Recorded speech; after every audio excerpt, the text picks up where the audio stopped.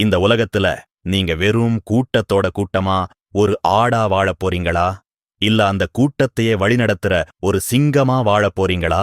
நீங்க எவ்வளவோ கஷ்டப்பட்டு உழைச்சும் மத்தவங்களுக்கு வாரி வழங்கியும் இன்னும் உங்களுக்கு கிடைக்க வேண்டிய அந்த அங்கீகாரம் கிடைக்கலையா? எல்லாரும் உங்களை ஒரு சாதாரண ஆள் அப்படின்னு நினைச்சு கடந்து போறாங்களா? கவலைய விடுங்க. இன்னைக்கு நாம பார்க்க போற இந்த ஒரு விஷயம் உங்கள சுத்தி இருக்கிறவங்க உங்களை பார்க்கிற பார்வையையே அடியோடு மாத்திடும். இது நான் சொல்லல. உலகமே போற்றும் ராஜதந்திரி சாணக்கியர் அன்னைக்கே சொல்லிட்டு போன ஒரு மகா ரகசியம். ஆனா இந்த ரகசியத்தை புரிஞ்சுக்கிறது அவ்வளவு சுலபமில்லை. இதுல ஒரு பயங்கரமான, யாரும் எதிர்பார்க்காத திருப்பம் இருக்கு. அந்த திருப்பம் என்னன்னு தெரியணும்னா இந்த உரையாடலை ஒரு வரி கூட விடாம கவனிங்க. ஏன்னா பாதிலேயே போனா நீங்க புரிஞ்சுக்க போற தப்பான விஷயம் உங்க வாழ்க்கையையே தலைகீழா மாத்திடும். நம்ம எல்லாருமே ஒரு தப்பான கணக்கு போட்டுட்டு இருக்கோம். அதிகமா பேசினா, எல்லாருக்கும் உதவி செஞ்சா, எப்பவும் எல்லார்கிட்டயும் பல்ல காட்டிட்டு இருந்தா நம்ம மதிப்பு உயரும்னு நினைக்கிறோம். ஆனா உண்மை அதுக்கு நேரெதிர். சாணக்கியர் ஒரு இடத்துல சொல்றாரு, காட்டுல நேரா இருக்கிற மரத்தை தான் முதல்ல வெட்டுவாங்க. வளைஞ்சு நெளிஞ்சு இருக்கிற மரத்தை யாரும் தொடமாட்டாங்கன்னு. இதுக்கு என்ன அர்த்தம்? நீங்க ரொம்ப நல்லவரா, நேர்மையா, எல்லாருக்கும் வளைஞ்சு கொடுத்து போறவரா இருந்தா இந்த உலகம் உங்களை முதல்ல காலி பண்ணிடும். அப்போ கெட்டவரா இருக்கணுமான்னு கேட்டா அங்கதான் சாணக்கியரோட புத்திசாலித்தனம் இருக்கு. உங்க மதிப்பை 100 மடங்கு உயர்த்துற அந்த ரகசிய செயல் உங்களை நீங்களே ஒரு ஆழமான மர்மமா வச்சுக்கிறது. அதாவது உங்களோட அடுத்த நகர்வு என்னன்னு உங்க கூட இருக்கிறவங்களுக்கு கூட தெரியக்கூடாது. இதை ஏன் செய்யணும்? ஒரு மனுஷன் எப்போ மதிக்கப்படுறான்னா அவனை பத்தி மத்தவங்களுக்கு முழுசா தெரியாதப்பதான். நீங்க ஒரு திறந்த புத்தகம் மாதிரி இருந்தா உங்களை எல்லாரும் படிச்சு முடிச்சிட்டு ஓரமா தூக்கி போட்டுருவாங்க. ஆனா நீங்க ஒரு பூட்டப்பட்ட பெட்டி மாதிரி இருந்தா அதுக்குள்ள என்ன இருக்குன்னு தெரிஞ்சுக்க இந்த உலகம் உங்க பின்னாடி சுத்தும்.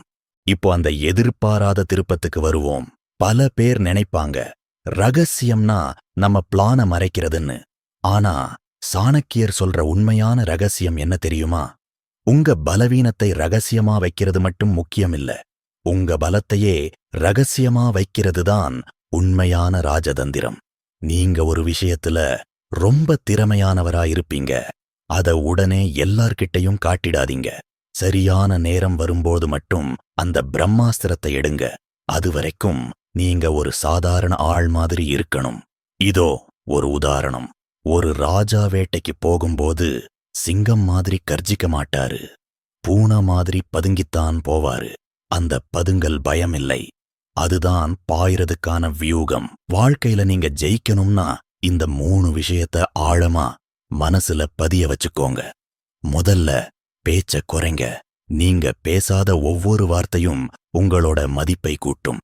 ஒரு சபையில எல்லாரும் பேசிட்டு இருக்கும்போது நீங்க அமைதியா கவனிச்சிட்டு மட்டும் இருந்தீங்கன்னா அங்க இருக்கிற எல்லாரும் உங்க முகத்தையே பார்ப்பாங்க. இவன் ஏன் அமைதியா இருக்கான்?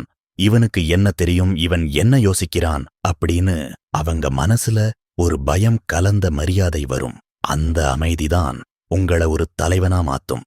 2வது, யாரையும் சார்ந்து இருக்காதீங்க.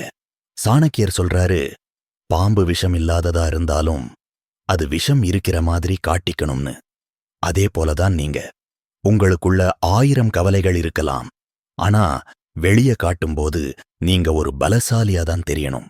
மத்தவங்க கிட்ட போய் உதவி கேட்டு நிக்கிறப்போ உங்க மதிப்பு பாதியா குறைஞ்சிடும். அதுக்கு பதிலா மத்தவங்க உங்களுக்கு உதவி செய்யணும்னு ஆசைப்படுற அளவுக்கு நீங்க ஒரு ஆளுமையா வளரணும். 3வது, உங்களோட தோல்விகளை கொண்டாட கத்துக்கோங்க. இதுதான் நிஜமான திருப்பம்.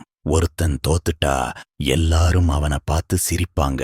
ஆனா அந்த தோல்வியிலையும் நீங்க கலங்காம ஒரு சின்ன புன்னகையோட அடுத்த வேலைய பார்க்க ஆரம்பிச்சா உங்கள பார்த்து சிரிச்சவங்க அப்படியே ஆடி போயிருவாங்க.